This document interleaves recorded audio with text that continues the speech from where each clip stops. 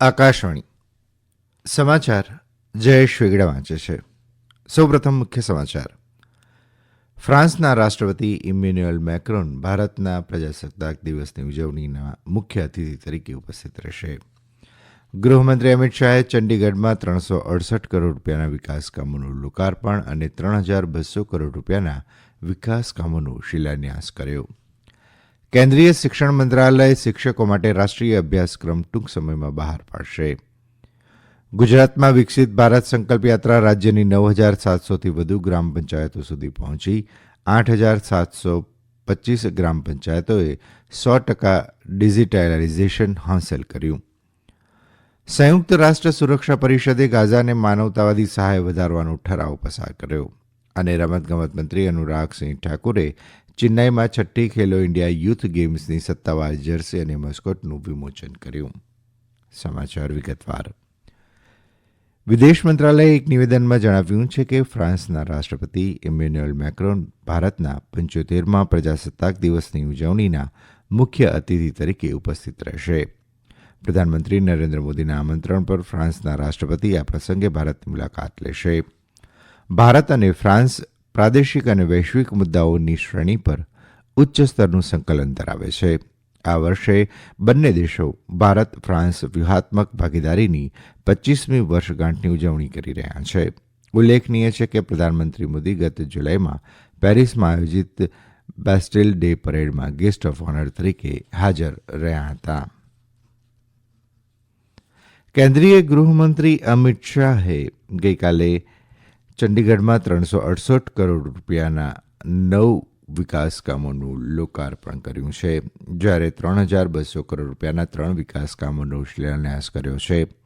આ પ્રસંગે તેમણે આશરે 4.5 કરોડ રૂપિયાના ખર્ચની અને અદ્યતન ટેકનોલોજી ધરાવતી ઈગલ નામની કેટલીક ખાસ મોટર કારોને ચંડીગઢ પોલીસને સોંપી છે. આ ઉપરાંત તેમણે નવા ભરતી કરાયેલા 700 કોન્સ્ટેબલોને અને 22 એએસઆઈને નિમણૂક પત્રો આપ્યા હતા. આ પ્રસંગે શ્રી શાહે જણાવ્યું હતું કે આગામી માર્ચ સુધી પોલીસ દળમાં તમામ ખાલી જગ્યાઓ પર ભરતી કરાશે. ગૃહમંત્રીએ 90 કરોડ રૂપિયાના ખર્ચે તૈયાર કરાયેલ અને સાયબર ગુનાઓના ઉકેલ માટેના અદ્યતન તપાસ કેન્દ્રનું ઉદ્ઘાટન કર્યું.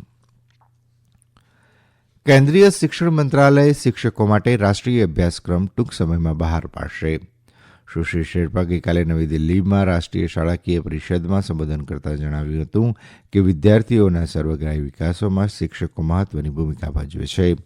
તેમણે રાષ્ટ્રીય શિક્ષણ પરિષદ અને શિક્ષણ મંત્રાલય દ્વારા શિક્ષકોની ક્ષમતા વધારવા લેવાયેલા પગલાંની વિગતો આપી હતી. નવકલ્પનાનું મહત્વ સમજાવતા તેમણે કહ્યું કે ટેકનોલોજીને વધુ ગતિશીલ બનાવવા ઇનોવેશન એટલે કે નવકલ્પના મહત્વની છે. સીબીએસઈના કૌશલ્ય શિક્ષણ અને તાલીમ નિયામક વિશ્વજીત સહાયે કહ્યું કે કૌશલ્ય અને ક્ષમતા વિકાસને કેન્દ્રમાં રાખવા જરૂરી છે. ગુજરાતમાં વિકસિત ભારત સંકલ્પ યાત્રા રાજ્યની 9700થી વધુ ગ્રામ પંચાયતો સુધી પહોંચી છે.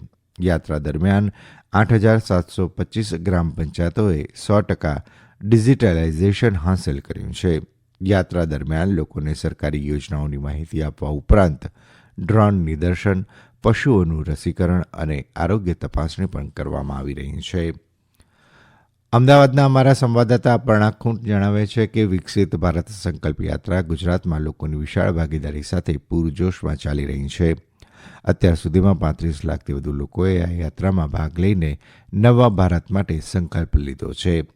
સરકારી યોજનાઓનો લાભ મેળવનારા અનેક લાભાર્થીઓએ વિવિધ યોજનાઓ માટે મોદી સરકારનો આભાર માન્યો હતો. ભારતીય અવકાશ સંશોધન સંસ્થા ઇસરોના ચેરમેન એસ સોમનાથે કહ્યું છે કે અમૃતકાળ દરમિયાન ભારત પાસે પોતાનું અંતરિક્ષ કેન્દ્ર હશે.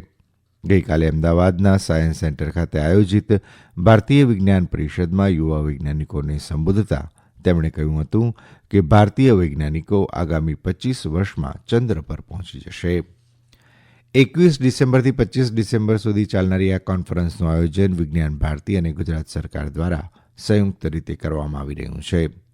તેમણે વૈજ્ઞાનિક વિદ્યાર્થીઓને તેમના જ્ઞાન અને ક્ષમતાનો ઉપયોગ કરીને ભારતને વિકસિત દેશ બનાવવા માટે યોગદાન આપવા આહવાન કર્યું હતું. એસ સોમનાથે જણાવ્યું હતું કે સંસાધનનો ઉપયોગ સમાજના કલ્યાણ માટે થાય તે માટે શૈક્ષણિક સંસ્થાઓ અને ઉદ્યોગો વચ્ચે સંકલન અને આદાન પ્રદાન જરૂરી છે. આ સમાચાર આપ આકાશવાણી પરથી સાંભળી રહ્યા છો. સંયુક્ત રાષ્ટ્ર સુરક્ષા પરિષદે ગાઝાને માનવતાવાદી સહાય વધારવાનો ઠરાવ પસાર કર્યો છે. ઠરાવમાં ગાઝા પટ્ટીમાં સંપૂર્ણ, ઝડપી, સલામત અને અવરોધ વિનાની માનવતાવાદી મદદને સક્ષમ કરવા માટે પૂરતા દિવસો માટે તાત્કાલિક અને વિસ્તૃત માનવતાવાદી વિરામ અને કોરિડોર માટે હાકલ કરવામાં આવી છે. આ ઠરાવ ગઈકાલે 13 મતોથી પસાર કરવામાં આવ્યો હતો, જ્યારે અમેરિકા અને રશિયા મતદાનથી દૂર રહ્યા હતા. અગાઉ વિશ્વ આરોગ્ય સંસ્થાના વડા ડોક્ટર ટેડ્રોસ અધાનોમ ઘેબ્રેયેસસે ગાઝામાં અપૂરતા ખોરાકના જોખમ અંગે ગંભીર ચેતવણી આપી હતી. સંયુક્ત રાષ્ટ્રના વિશ્વ ખાદ્ય કાર્યક્રમે પણ ચેતવણી આપી છે કે જો યુદ્ધ ચાલુ રહેશે તો ગાઝામાં દુષ્કાળનું જોખમ છે. કેન્દ્રીય યુવા બાબતો અને રમતગમત મંત્રી અનુરાગસિંહ ઠાકુર અને તમિલનાડુના રમતગમત મંત્રી ઉદયનિધિ સ્ટાલિને ગઈકાલે ચેન્નઈમાં છઠ્ઠી ખેલો ઇન્ડિયા યુથ ગેમ્સની સત્તાવાર જર્સી અને મોસ્કોટનું વિમોચન કર્યું. ગેમ્સનો મોસ્કોટ વીરા મંગાઈ વેલુ નાચિયાર છે. ગેમનું થીમ સોંગ પણ લોન્ચ કરવામાં આવ્યું હતું. ખેલો ઇન્ડિયાની જર્સી અને મોસ્કોટનું વિમોચન કરતા શ્રી ઠાકુરે કહ્યું હતું કે દેશની રમતગમતમાં અકલ્પનીય પ્રતિભા છે, તે ખૂબ જ ગર્વની વાત છે. તેમણે કહ્યું કે ભારત રમતગમતના ક્ષેત્રમાં સતત આગળ વધી રહ્યું છે. ભારતમાં રમતગમતના ક્ષેત્રમાં એક નવી ઊંચાઈ જોવા મળી રહી છે. ખેલો ઇન્ડિયાને પ્રધાનમંત્રી નરેન્દ્ર મોદીના વિઝન તરીકે ગણાવતા શ્રી ઠાકુરે કહ્યું હતું કે હવે એક આંદોલન બની ગયું છે. તેમણે કહ્યું કે ખેલો ઇન્ડિયા યુથ ગેમ્સની આ આવૃત્તિમાં સ્ક્વોશનો સમાવેશ કરવામાં આવશે. તેમણે કહ્યું કે 2047 સુધીમાં ભારતને એક મહાન દેશ બનાવવા માટે તમામ રાજ્યો સાથે રમતગમતમાં સહયોગ હોવો જોઈએ. તેમણે કહ્યું કે ભારતે આંતરરાષ્ટ્રીય ખેલ સ્પર્ધાઓમાં ઘણા મેડલ જીત્યા છે અને પ્રથમ વખત થોમસ કપ જીત્યો છે. તીરંદાજીમાં પેરા એથ્લેટ ચેમ્પિયન શીતલ દેવીનો ઉલ્લેખ કરતા તેમણે કહ્યું કે તેણીએ પોતાની મર્યાદાઓથી આગળ વધીને ભાવિ પેઢી માટે પ્રેરણારૂપ બની છે.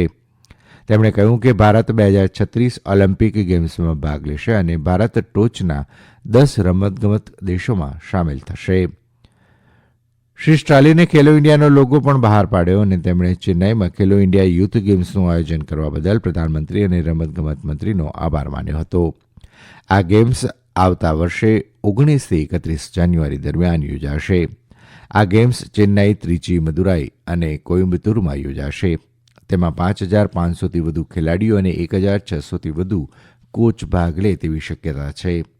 આ રમતોમાં પ્રથમ વખત સ્ક્વોશનો સમાવેશ કરવામાં આવશે.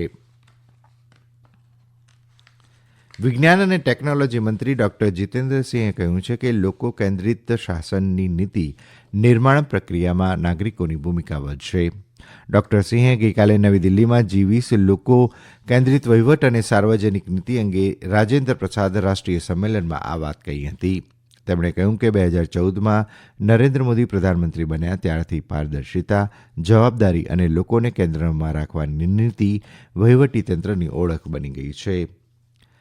વાયબ્રન્ટ ગુજરાત વૈશ્વિક રોકાણકાર પરિષદના પૂર્વાધ રૂપે આજે ભરૂચ ખાતે ફ્યુચર કેમ ગુજરાત એટલે કે રાજ્યમાં રસાયણ અને પેટ્રોકેમિકલ્સ ઉદ્યોગના ભાવિ વિકાસ અંગેનો પરિસંવાદ યોજાશે, જેમાં વિશ્વભરના નીતિ નિર્ધારકો, પ્રેક્ટિશનર, શિક્ષણવિદો અને ઉદ્યોગના નિષ્ણાતો દ્વારા આ ઉદ્યોગો અંગે સર્વાંગી ચર્ચા કરાશે. પરિસંવાદમાં થનારી ચર્ચાના આધારે જ રાજ્યમાં ટકાઉ કેમિકલ્સ અને પેટ્રોકેમિકલ્સ ઉદ્યોગના ભવિષ્ય માટે આયોજન કરાશે. આ પરિસંવાદ રસાયણ ક્ષેત્રના ઉદ્યોગજોને ગુજરાતમાં આ ઉદ્યોગોના વિકાસની તકો અંગે વિગતો આપશે. ફ્રાન્સમાં સત્તાવાળાઓએ 303 ભારતીય મૂળના વ્યક્તિઓ સાથે નિકારાગુઆ જતું એક વિમાન વેટ્રી એરપોર્ટ પર અટકાવી દીધું છે. પેરિસમાં ભારતીય દૂતાવાસે કહ્યું કે ફ્રાન્સના સત્તાવાળાઓએ માહિતી આપી હતી કે ટેકનિકલ ખામીના કારણે એક વિમાનને રોકી પાડવામાં આવ્યું હતું. ચાર્ટર વિમાન દુબઈથી દક્ષિણ અમેરિકાના નિકારાગુઆ જઈ રહ્યું હતું. અંતમાં મુખ્ય સમાચાર ફરી એકવાર. ફ્રાન્સના રાષ્ટ્રપતિ ઇમેન્યુઅલ મેક્રોન ભારતના પ્રજાસત્તાક દિવસની ઉજવણીના મુખ્ય અતિથિ તરીકે ઉપસ્થિત રહેશે. અને ગૃહમંત્રી અમિત શાહે ચંદીગઢમાં 368 કરોડ રૂપિયાના વિકાસ કામોનું લોકાર્પણ અને 3200 કરોડ રૂપિયાના વિકાસ કામોનો શિલાન્યાસ કર્યો. આકાશવાણી પરથી સમાચાર પૂરા થયા.